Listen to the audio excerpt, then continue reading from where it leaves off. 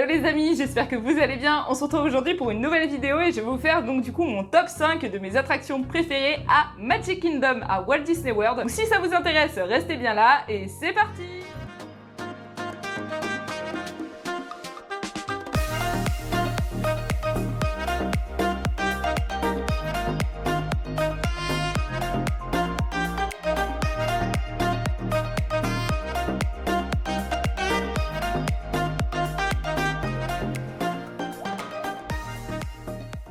Sachez que du coup nous sommes partis sur une série de vidéos puisque je vais vous faire à chaque fois le top 5 de mes attractions préférées par parc. Donc vous allez avoir Epcot, Hollywood Studios, Animal Kingdom, Magic Kingdom et vous allez aussi avoir les deux parcs de Universal Studios où vous pourrez du coup connaître mes attractions préférées et surtout pourquoi je les adore. On est parti pour le top. La cinquième attraction que j'ai, oui on va commencer du 5 au 1, on garde le meilleur pour la fin. Donc, la cinquième attraction que j'ai préférée à Walt Disney World c'est Under the Sea, Voyage of the Little Mermaid. Donc c'est une attraction qui se trouve à Fantasyland, donc au parc de Magic Kingdom. Clairement une attraction que j'ai adorée, donc là dans cette vidéo là je vais surtout vous donner mon avis à moi, ce que j'en ai pensé les amis. Je vous mets quelques photos en vous parlant comme d'habitude et du coup c'est vraiment une attraction qui est au top du top. C'est vraiment, elle est magnifique, elle est sublime. Déjà le décor extérieur est très très beau, on est vraiment immergé donc dans le fameux château de Eric, là où il y a la petite sirène, le conte de la petite sirène, mais à l'intérieur, que ce soit la file d'attente, que ce soit l'attraction ou même le grand coquillage dans lequel vous allez vous installer pour pouvoir voir l'attraction, tout est très immersif, tout est très beau. Ce que j'ai beaucoup aimé, c'est qu'il y a des jeux avec des écrans, quelque chose qu'on retrouve énormément à Universal et c'est vrai qu'à Disney c'est quelque chose qui manque, moi je trouve, surtout dans notre parc à Disneyland Paris. Et là c'est vrai que à Walt Disney World ils ont vraiment fait l'effort de mettre quelques écrans dans les attractions et ça rend tout de suite le truc beaucoup plus réaliste, beaucoup plus agréable. Alors non pas que je n'aime pas les animatronics, j'adore les animatronics et je trouve même que c'est ce qui fait toute la beauté d'un décor. Ici elle m'a vraiment transportée juste par les écrans parce que c'était vraiment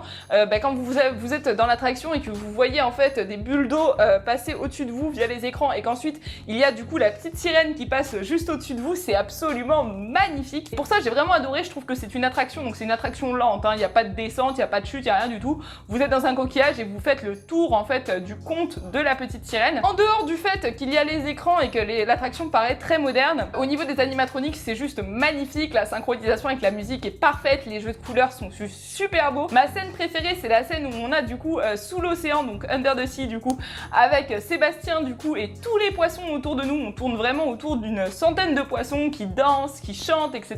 Et il y a Ariel en animatronics qui danse, ça c'est vraiment trop joli, encore une fois c'est super immersif et c'est très agréable d'avoir ce type d'attraction. Franchement je crois que je l'ai fait 3 ou 4 fois à Walt Disney World parce que je l'ai vraiment trouvé magnifique et je suis restée bouche bée à chaque fois que je suis rentrée à l'intérieur. J'ai vraiment trouvé qu'elle était très aboutie et vraiment très jolie comme attraction. La quatrième attraction de mon top, et là c'est aussi une de mes attractions préférées à DLP, c'est Pirates des Caraïbes. Donc Pirates des Caraïbes, moi j'ai toujours beaucoup aimé Pirates des Caraïbes, c'est tout simplement le film, Jack Sparrow, les pirates, l'univers m'a toujours beaucoup parlé, beaucoup plu. C'est vrai que dans celle-ci en fait il y a un point pour lequel j'ai été déçue et beaucoup de points pour lesquels j'ai été très contente. Déjà pour commencer, là où j'ai été très contente, c'est que l'attraction est vraiment très jolie. Je préfère la thématisation de l'attraction à Walt Disney World plutôt que celle à Disneyland Paris. Quand je dis ça, je parle extérieurement parlant. L'attraction se trouve à Adventureland et je trouve qu'elle est beaucoup plus dans le décor du parc en fait. On la voit un petit peu moins, elle est beaucoup plus discrète, fait un petit peu moins wouhou, je suis là.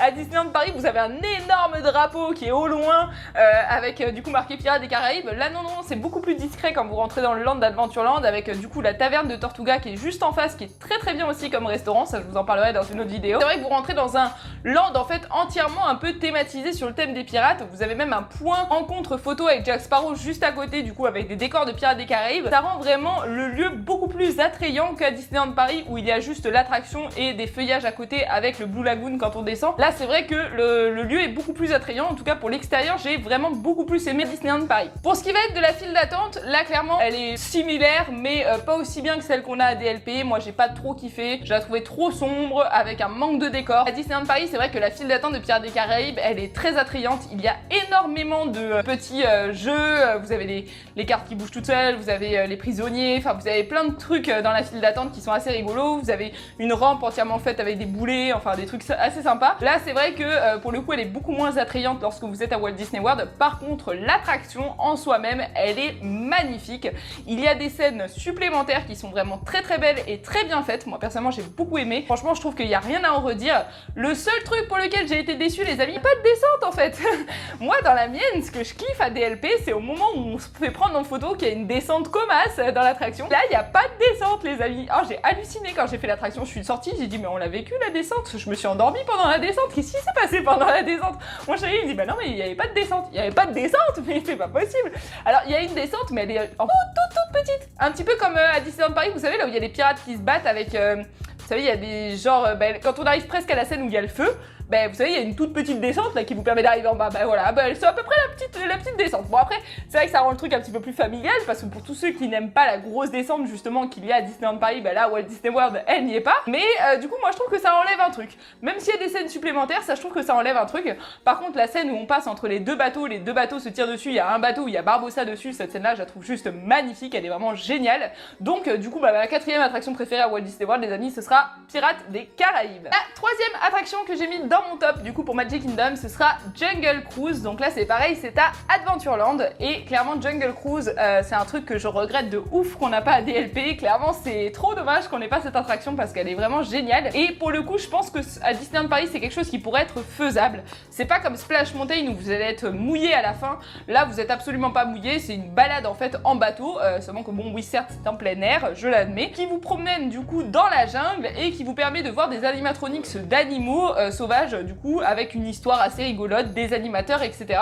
C'est vraiment une attraction en soi globalement qui est très très familiale mais qui est vraiment super sympa. Elle est très rigolote, les animateurs vous mettent vraiment du peps dans l'attraction, c'est super sympa. Et puis il y a quelques trucs assez rigolos, par exemple il y a un moment dans l'attraction où vous avez des animatronics qui sont, vous avez des personnes qui sont accrochées à un arbre en fait et en dessous il y a des lions je crois ou des hyènes qui veulent leur manger les fesses et il y en a un, il lui reste plus qu'un bout de caleçon accroché, enfin c'est assez rigolo. Mais c'est vrai que l'attraction en soi-même elle est très familiale, elle est très cool, une petite musique attrayante pendant l'attraction, il y a vraiment plein d'animaux pour les enfants, c'est vraiment génial. Moi je trouve que c'est une attraction qui ouvre plein de sens parce que on voit la nature, on passe un moment dans la nature, même si c'est pas réel, même si c'est fictif, ça reste quand même quelque chose de très très beau et c'est surtout très bien réalisé. On a vraiment une vraie immersion dans la jungle. Bon c'est vraiment super sympa. Bon faut savoir que le bateau est sur rail mais le bateau aussi est très très joli. Moi j'adore ce bateau, vraiment on part un petit peu en expédition. Voilà donc c'est vraiment très sympa cette attraction, je l'ai vraiment beaucoup aimé. Je crois que je l'ai fait 3 fois à Walt Disney World. Je la mets en top 3 tout simplement parce que pour moi elle est plus réussie et puis je la connaissais pas à celle que je vous ai dit avant et surtout je ne la connaissais pas en fait et la découverte d'une nouvelle attraction dans un parc Disney c'est vraiment très agréable. Là, je vous en parlerai un peu plus à la fin de la vidéo mais c'est vraiment très très agréable de faire des attractions qu'on ne connaît pas déjà dans un parc pourtant qu'on est plutôt habitué à faire. Moi je vous avoue que quand je suis arrivée à Walt Disney World j'ai pas du tout eu le même avis que tous les autres qui y vont. Il y en a énormément qui me disent ah mais ouais mais c'est comme Disneyland Paris quand tu rentres, c'est un parc Disney. Oh, mais tellement pas. Mais tellement pas. Moi je suis rentrée, j'étais dans un nouveau monde. Voilà, je découvrais un nouveau monde Disney en fait. C'était pour moi tout était différent à Disneyland Paris. J'ai tellement mes habitudes à Disneyland Paris que clairement pour moi tout était différent à Walt Disney World. Et c'est vrai que Jungle Cruise faisait vraiment partie des attractions qui étaient clairement inexistantes à Disneyland Paris, donc je me sentais obligée de la faire. Et quand je l'ai faite, je me suis dit oh, mais c'est trop génial, mais c'est trop génial. Vraiment, c'est une attraction qui est vraiment très très belle et qui est très fun. Et si vous avez des enfants, que vous êtes en famille, vous allez vraiment vous régaler de la faire. C'est super rigolo et très attrayant. La seconde attraction que j'ai mis dans mon top, puisque c'est mon attraction préférée aussi à Disneyland Paris. Et ouais, les amis, vous allez vous dire que je vais vous dire ça tout le long et surtout vous allez vous dire que je n'arrête pas de faire un comparatif à Disneyland Paris, mais c'était un petit peu le but de cette vidéo parce que je sais que la plupart des gens qui me regardent sont du coup des grands fans ou des grands habitués du parc de Disneyland Paris. Donc je vous fais ce petit comparatif justement pour que vous puissiez un petit peu comprendre mes paroles. La seconde attraction ce sera Haunted Mansion, donc du coup chez nous c'est Phantom Manor. Alors là il y a plein de trucs à dire parce que tout simplement c'est pas du tout la même attraction les amis et pour ça elle déchire, mais elle déchire grave les amis. Alors c'est vrai que moi j'aime beaucoup la nôtre à Disneyland Paris parce qu'il y a l'histoire des Ravenswood et c'est une histoire qui est totalement propre, y compris l'architecture extérieure de notre maison hantée est propre à Disneyland Paris, elle n'existe nulle part autre et juste pour ça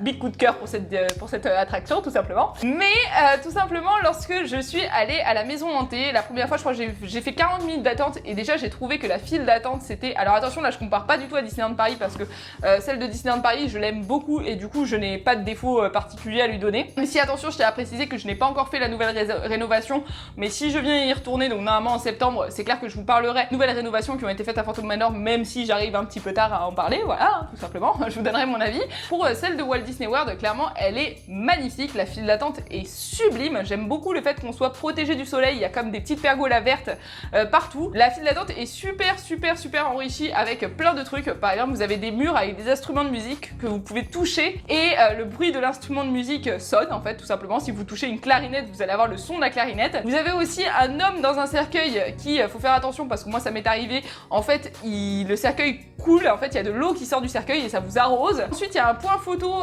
devant la maison hantée où si vous prenez une photo, je vous mets ma photo juste ici, vous avez un fantôme qui se rajoute à la photo, ça c'est trop rigolo. En plus la maison hantée en soi-même, l'attraction est un petit peu plus, je dirais, moderne que la nôtre. Enfin en tout cas, comme je vous dis, j'ai pas encore fait la nouvelle rénovation à Disneyland Paris, mais elle est très moderne. Car rien qu'à la sortie, là où vous savez il y a le point photo quand vous êtes dans le siège et que vous avez donc normalement chez nous c'était un squelette qui se mettait au-dessus du siège. Là vous avez des fantômes qui montent sur vous, qui s'assoient à côté de vous, c'est assez rigolo pour la photo finale. L'attraction, bah, clairement elle est pas du tout pareille, en fait on peut pas la comparer à chez nous puisque les scènes à l'intérieur n'ont rien à voir. D'ailleurs je voulais vous donner une petite anecdote par rapport à cette attraction là, parce que du coup vous savez j'ai lu le livre Haunted Mansion que j'ai acheté à Walt Disney World et du coup je me suis un petit peu plus renseignée sur l'histoire de cette maison hantée. En fait à la base cette maison hantée elle représentait une maison de retraite pour les fantômes, donc c'est là pour ça qu'on y retrouve énormément de noms de fantômes, hein. C'est d'ailleurs de là où a été inspiré le film La Maison Hantée et les 999 fantômes avec Eddie Murphy, donc il y a un film Disney, je vous mets l'affiche juste là, et d'ailleurs je vous mets la maison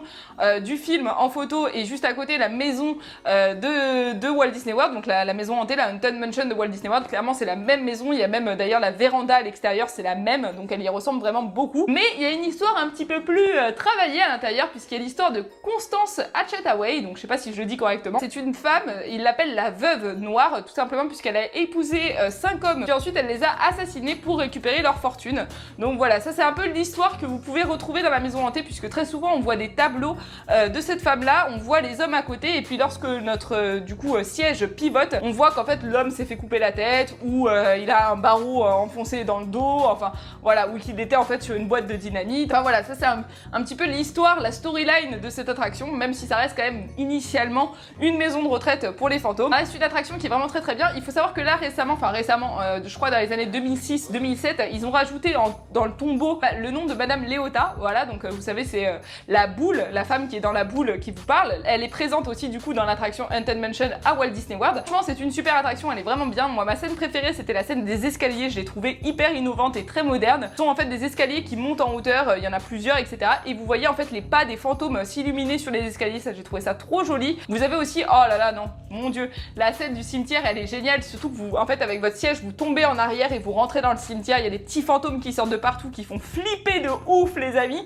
Et en plus de ça vous avez vraiment, vous êtes dans un cimetière et plein de fantômes, c'est vraiment hyper immersif, vous avez vraiment l'impression de vous retrouver dans un cimetière en pleine nuit. C'est vraiment trop joli et l'attraction est très belle, j'ai vraiment adoré cette maison hantée. Il me tarde de pouvoir aller en Californie un jour pour vraiment pouvoir essayer encore une autre maison hantée parce que ça c'est vraiment une découverte pour moi. J'aimerais bien pouvoir faire celle du drôle de Noël de Monsieur Jack, pourquoi pas en profiter, faire voilà un petit truc exceptionnel.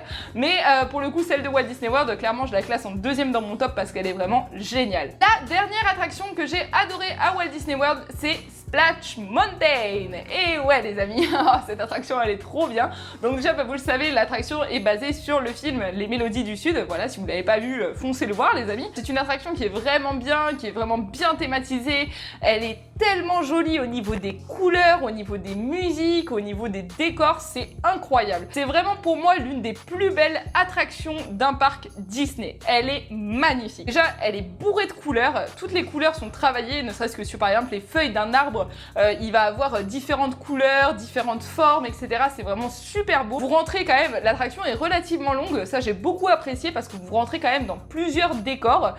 Donc d'abord vous montez, ensuite vous avez donc un parcours à l'extérieur, puis après vous allez passer dans 2-3 décors. Après lorsque vous avez fait la grande chute, c'est pas terminé puisqu'il y a encore un décor à la fin. Ça vraiment pour ça l'attraction j'ai trouvé génial. J'ai adoré comment étaient faits les animaux, comment l'histoire était représentée, surtout que l'attraction, une storyline qui commence très bien et qu'on comprend très vite. C'est l'histoire de Frère Lapin, du coup il s'appelle Frère Lapin, voilà, et du coup vous suivez son histoire. En fait il décide d'aller découvrir une... vous savez on pense toujours que l'herbe est plus verte ailleurs, bon bah lui c'est ce qu'il a cru, il a décidé de se barrer de chez lui. En fait il y a le renard et l'ours qui vont vouloir le tuer et vous suivez en fait toute cette histoire tout le long, enfin ils vont vouloir le tuer, ils vont vouloir le kidnapper plutôt pour pouvoir le manger, et vous allez du coup suivre cette histoire tout le long, et l'histoire est vraiment très compréhensible dans l'attraction. Quand vous êtes dans l'attraction vous comprenez vraiment toute l'histoire, et surtout à la fin bah, vous voyez le lapin devant chez lui couché en train de chanter, puisque du coup l'ours et le renard auront perdu, et vous les voyez en train de chanter du coup la fameuse musique Zappadidoo-da, zippity-day. Ah ouais les amis, je suis désolée mais je me sentais obligée. Je vais vous dire franchement ça va faire plus de 6 mois maintenant que je suis rentrée de mon voyage, et avec mon chéri cette musique là on la chante toujours à la maison tellement qu'elle est bien et qu'elle est entraînante. Vous l'avez tout le long de l'attraction, c'est vraiment génial. Et puis vraiment c'est bourré de détails, il n'y a rien d'autre à dire, c'est que c'est bourré de détails. Clairement il faut la faire facilement 3 fois pour voir une bonne partie des détails, et encore on n'en voit pas la totalité. L'attraction est très belle et clairement c'était mon attraction préférée à Magic Kingdom. Si je dois y retourner je peux la faire 15 fois que ça me dérangerait pas. Trop kiffé cette attraction. Alors attention, petit bémol majeur, mais ça moi ça m'a jamais dérangé, mais lorsque vous descendez donc la fameuse chute, vous avez pu le voir dans mon vlog, vous finissez trempé et bien mouillé. Alors vous finissez pas autant mouillé qu'un Popeye chez Universal très sincèrement, mais vous finissez quand même bien mouillé, hein. Vous êtes mouillé quoi, voilà. Vous avez les cheveux bien mouillés et la veste aussi. Je vous ai pas parlé de la file d'attente, la file d'attente est très jolie et surtout super grande. Bon l'entrée de l'attraction moi je la trouve un petit peu cachée, c'est vrai qu'elle est, faut descendre en fait derrière Big Thunder Mountain, enfin sur le côté de Big Thunder Mountain il faut descendre et vous avez l'attraction qui est derrière, mais c'est assez bien indiqué. En plus il y a la boutique du coup à l'effigie de Splash Mountain, enfin c'est vraiment très joli. Moi j'aime beaucoup Frontierland, c'est une partie que j'affectionne beaucoup dans les parcs Disney parce que j'aime beaucoup voilà l'histoire de Big Thunder Mountain, cette grande montagne là, voilà, j'adore vraiment Frontierland, j'adore l'esprit un petit peu cowboy, un petit peu Far West. C'est vrai que bah, cette attraction là pour moi elle est vraiment tip top, mais vraiment je reviens dessus, les décors à l'intérieur c'est pour moi les plus beaux décors Disney que j'ai vus, ils sont magnifiques, ils sont super bien aboutis, super bien finis, l'attraction est juste sublime. Donc voilà les amis, ça y est on aura fait mon top 5 de mes attractions préférées à Magic Kingdom. J'espère que ça vous aura plu, je vais pas dire j'espère que ça vous aura aidé parce que je pense pas que je vous ai aidé en quoi que ce soit aujourd'hui, je vous ai surtout donné mon avis, mais n'hésitez pas à me dire dans les commentaires vous quelles sont vos attractions préférées, quelles sont vos attractions préférées à DLP par exemple, ou quelles sont par exemple vos attractions préférées si vous êtes déjà allé à Walt Disney World, au parc de Magic Kingdom. Moi je me ferai un plaisir de vous y répondre. N'oubliez pas de me lâcher un gros pouce bleu ou bien un commentaire. N'oubliez pas de vous abonner pour ne pas louper une seule de mes vidéos et de partager la vidéo. Et sur ce on se dit à bientôt.